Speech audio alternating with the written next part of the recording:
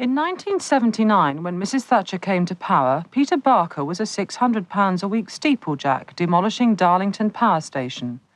It was his last real job. I heard she came up into the North East and said the North East's never been so better off lately. I can't see how she said that statement. Obviously she's never been unemployed and living on an unemployment benefit. So I can't see it. In 1989, Peter Lanagan's fledgling metalwork firm has just moved to new Darlington premises and already has a turnover of more than £1 million a year. We won the orders during the day, and then come 4 o'clock, we come scurrying back out of our suits and ties into the overalls, and we worked into the evening to complete the orders. It was quite hard work.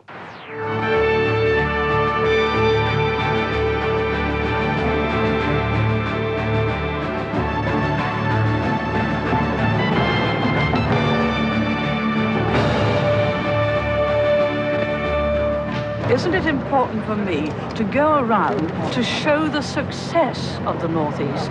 Here are you belong to the North East. Why don't you boost it? Why don't you boost it? Why don't you, instead of asking me questions, oh, are they going to get any more orders? Oh, there are a lot of unemployed here. Why don't you say, look, 80% are in work. Yes, we have to try to get work for 20% out, and some of the work that is being done is fantastically successful. Don't you think that's the way to persuade more companies to come to this region and get more jobs, as I want them, for the people who are unemployed, not always standing there as moaning minis? Now stop it. Kohlangaz isn't moaning. With just a handful of workers in the late 70s, it now employs over 100 people making quality coal and log effect gas fires for markets at home and abroad.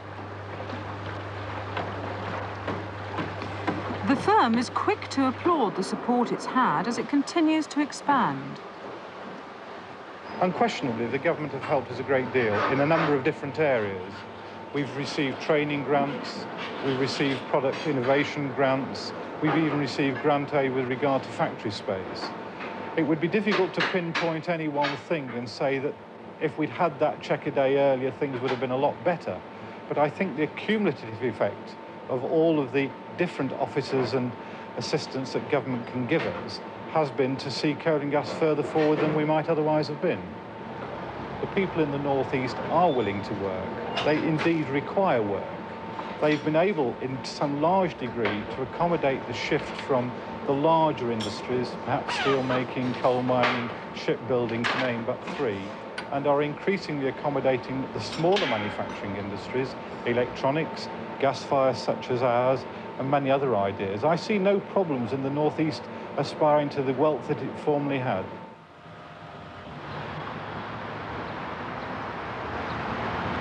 For Darlington's 98,000 population, that return to wealth will rely heavily on small firms like Kohlangaz now colonising the town. If industrial growth signals success, then Darlington appears to be doing quite well. Nearly 300 local firms are listed in the Town Council's latest buyer's guide, and more industrial units are being built to house the new businesses born out of Mrs. Thatcher's enterprise culture. The big, heavy engineering firms, once the bedrock of local employment, have slimmed down. Wesso still dominates the skyline, but has shed 2/3 of its 1,500 workers in 10 years. Darlington and Simpson steel rolling mills, one local factory praised by Mrs. Thatcher, has upped profits but halved its workforce. The Thatcher message is simple. Look only at success, talk only of success, and jobs will follow. It's a hard message for 59-year-old Tom Miller, who up to 1980 was working in Cummins' engine factory, at that time the town's largest employer.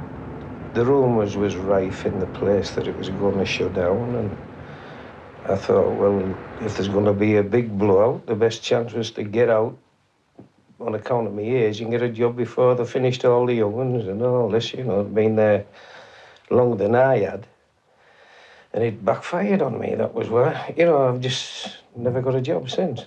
How many jobs have you tried to go for? Roughly, I'd say hundreds anyway, because I've been to every building site around the area. I think as far as Bridge and Wetherby and things like that. But they don't want to know you're too old, you see, at my age. For 9 years you've been out of work. How has it affected you? You're sick as a parrot, aren't you, when you know, your kids come and that, and you can't get them what you want to get them.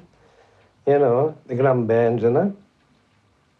No, it hurts deep down, like, but you can't show it to the bairns, you see.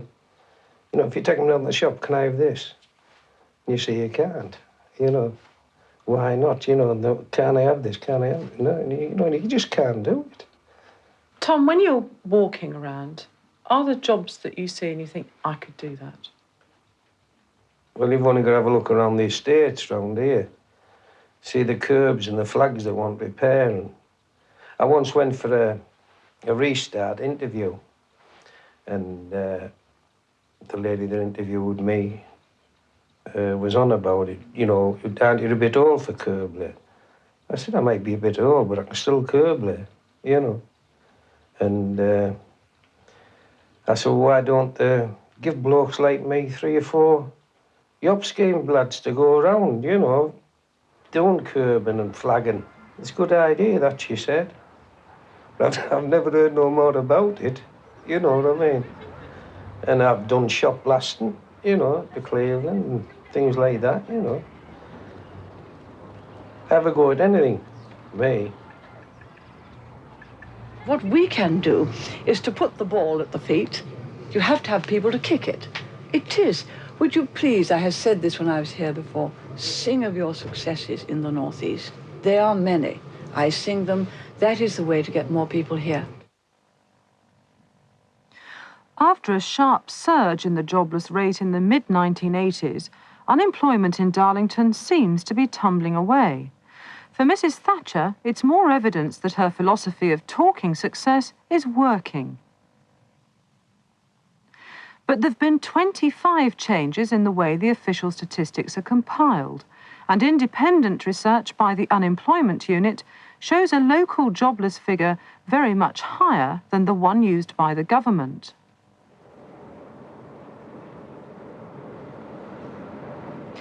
Does the official count really tell us the extent of unemployment in the town? As a measure of unemployment and as a measure of the demand for jobs, that is highly inadequate.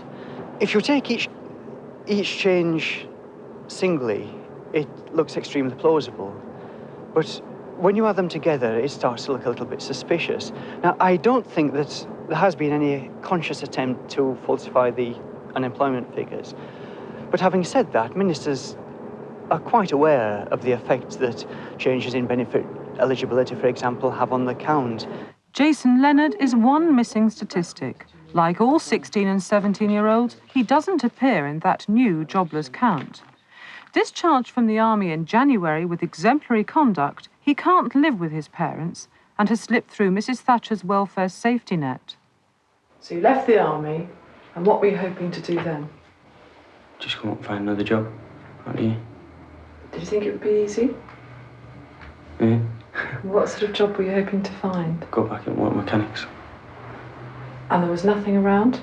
No. And I went to see a bloke down the unemployment centre. He got me an application form for a YDS. And it was the same one as I'd been on before. So I didn't know back from them. Now, in that time, have you had any benefit? No. Why is that? I don't know, because when I came out, they suspended it for so long. And then I kept getting letters off them, replying, and what happened? So you've had no money at all? For how long? 9 weeks. How have you managed for food? Chips, fish and chips, pies and that from the shop.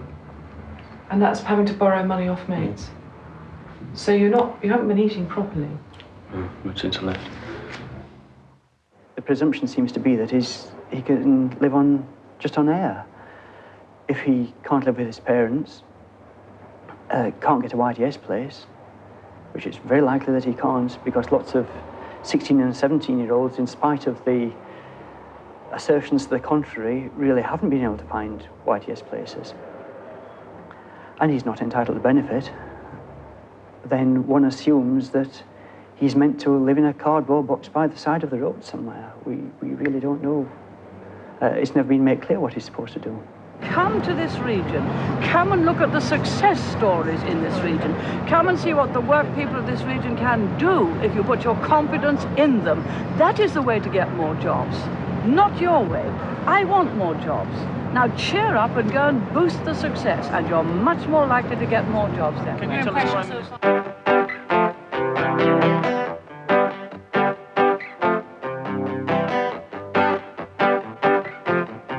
Hey you, here's a message from Maggie from the rest of the men on the road again. It's true, we made it a hobby just to search and destroy with sticks and stones. What we do whenever in the company of fools like you is stay cool. Songwriter Iain Langford Todd sings his message to Maggie at the Smile Machine studio in Darlington. The studio has been set up by Tony Hadrick and friends.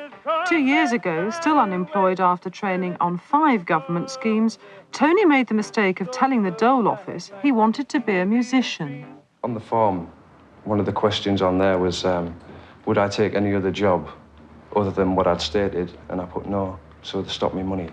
Why did they stop your money? Well, then I got this, like, acidic letter that says, employment other than as a musician for which your prospects are limited. Let's have a look at that. So this is it. And how long were you without money for? About 9 weeks. But you Because are of a that. musician now. Yeah, of course. They give me the money on the enterprise to go and do exactly the same thing. The Enterprise Allowance Scheme, a Thatcher brainchild, gave Tony £40 a week for a year to help him develop as a musician. He's had 4 songs published, but now that money's run out.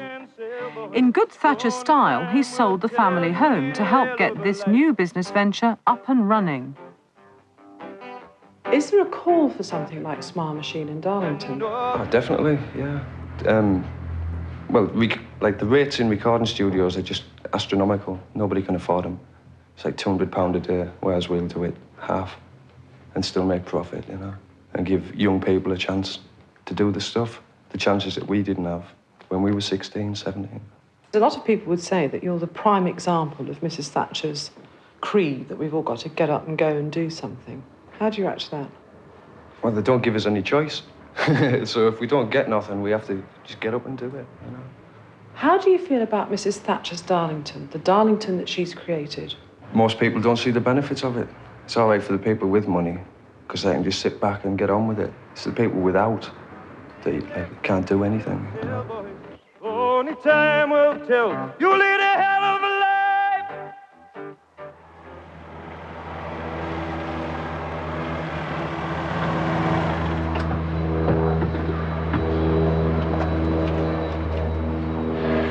It's been a hell of a start to business life for Peter Lanagan's Baydale, a specialist metalwork firm launched in 1985 with just 3 workers.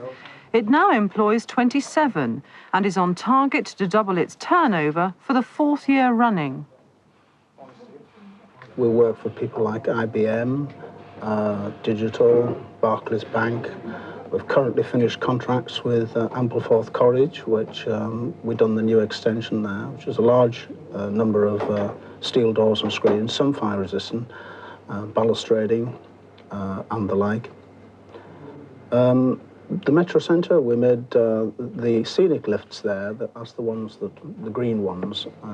The American-style ones. The American-style ones, yes. And the one that Margaret Thatcher rode up and down with, I don't know if you remember, in the 1987 election programme, that was our lift shaft.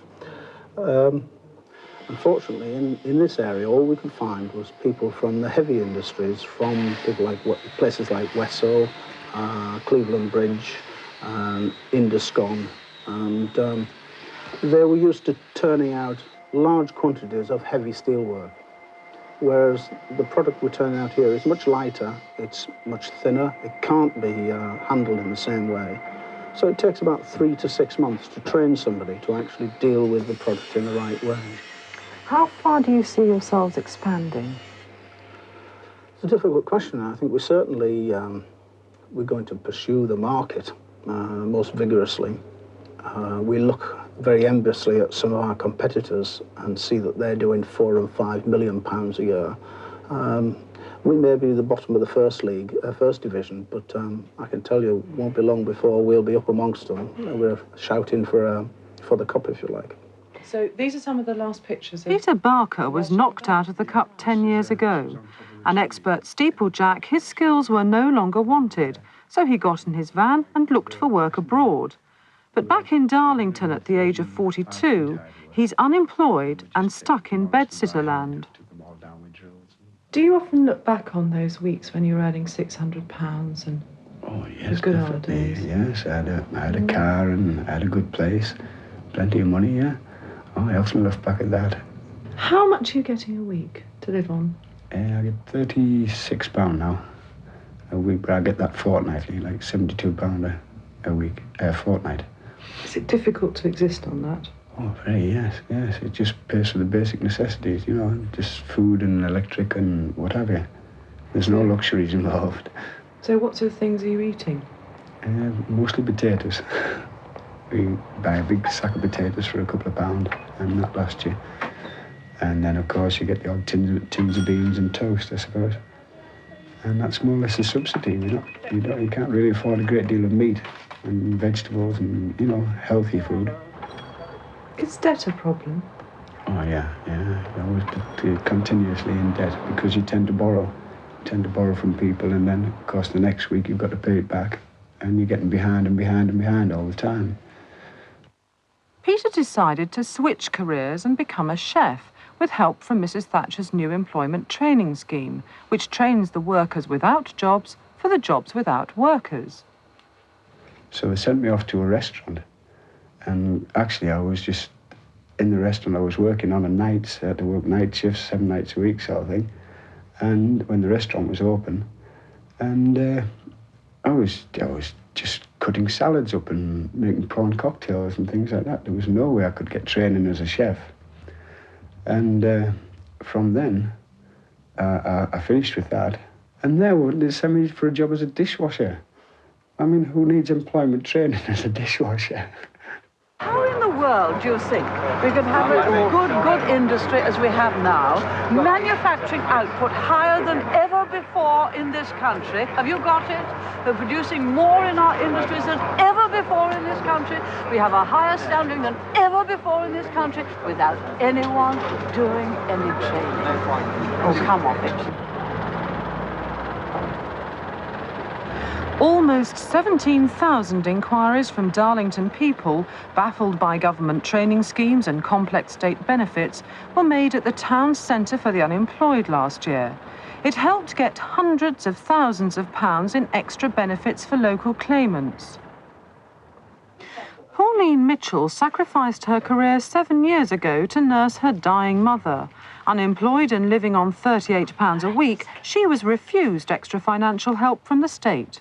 I once asked for help for decorating and also for bedding, and asked if they could help me to buy some new clothes so that if I had to go for an interview or anything like that, I had something decent to go in. And what happened there? Did they give you anything? I got a letter saying that the application had been refused for the bedding and the clothes. I was told I had enough money of me in what I was getting to buy. And then I had to go before a tribunal, and I was refused again. I was told that there was enough money in what I was getting to pay for decorating. What was it like when you had to go in front of the tribunal? Terrible. It's degrading. Makes you feel as if you're a culprit and you're on trial and you've done something really wrong. It was terrible. Would you ever go for a special payment again? No, never. Never again. I wouldn't lower myself. I'd rather do without. For many of those in work, the Thatcher years have offered an increasing affluence. House prices in Darlington's leafy West End have rocketed, and in the 5 years up to 1991, consumer spending in the town is expected to rise by over 20%. With a prestige shopping centre under construction, with offices fully occupied for the first time, and a glut of new superstores, the local economy looks rosy. But does the retailing boom really offer a return to prosperity for the thousands of unemployed Darlington people? Northern Eye asked Deborah Leon of the Low Pay Unit to investigate what new jobs are on offer at the Darlington Job Centre. The situation looks fairly depressing. The jobs that were on offer in the centre were all service industry type jobs, working in shops, working in hotels and restaurants. Plenty of jobs, or some jobs anyway, but the pay appallingly low. Some very bad examples of the sorts of pay that one would expect. There's one here for a security officer at £1.50 an hour, terrible rate of pay, and no question, I mean the hours for that would be very long as well. A kitchen assistant, £2 an hour. Most of these jobs were for cleaners and working, as I say, in bars and in shops. And well below the legal minimum. Well, they look on, from what I've been able to gather, that they are below the legal minimum. What happens? There's a job just over your shoulder where it says wage negotiable. Isn't that a good thing? Because can't you bid your wage up? It's the employer who's in the strong position there. People are unemployed, they're going for a job, they're desperate to get the job, and they accept low rates of pay. What we also find is that promises are broken. They take the job, they're perhaps told that if they take the job there'll be a pay rise or there'll be an increase of hours and so on. When they ring us, it's because there's been no pay rise, there's been no increase of hours, and they cannot survive on the wage that they're on. And they're really stuck because, of course, if they leave the job, then they lose their benefit for 6 months. So they really are in a desperate position. There's the EEC decency threshold. Are any of those low-wage earners anywhere near that? No, they're way below it. I mean, in the north, it's about 1 in 5 full-time men who are being paid less than the decency threshold. And the decency threshold is how much, Deborah? It's £135 a week. And that for women, it's about 1 in 3 women who are being paid less than that amount. And we're often talking about very low wages, far below the £135. The gap between the low paid and the high paid has increased since 1979, quite dramatically. The low paid are worse off now than they were in the late 70s. The cycle of failure has been broken, and it's been broken by the people. For when a people believe in themselves, all things become possible. If you go into the job centre upstairs, and if she'd gone into the job centre, she would have seen that we're talking about an increase in poverty, certainly not new prosperity. In many ways, unemployed people and long-term unemployed people, and let's not forget that a lot of long-term unemployed people are people who were originally thrown out of work in the early part of the 80s when all this was happening, are out of work, thrown out of work, so that the rest of us could benefit. That's the logic of the situation. I think the least we can do in return is give them a decent standard of living, or at least a higher standard of living than the kind of poverty that many of them are living in currently. Can we hope for that, though, do you feel? On present trends, no. Mrs. Thatcher's Darlington is a tale of 2 towns. One gives every impression of the success and the enterprise which she has demanded from the region. The other is a town of forgotten people, the invisible sacrifices on which the Thatcher Revolution has been built.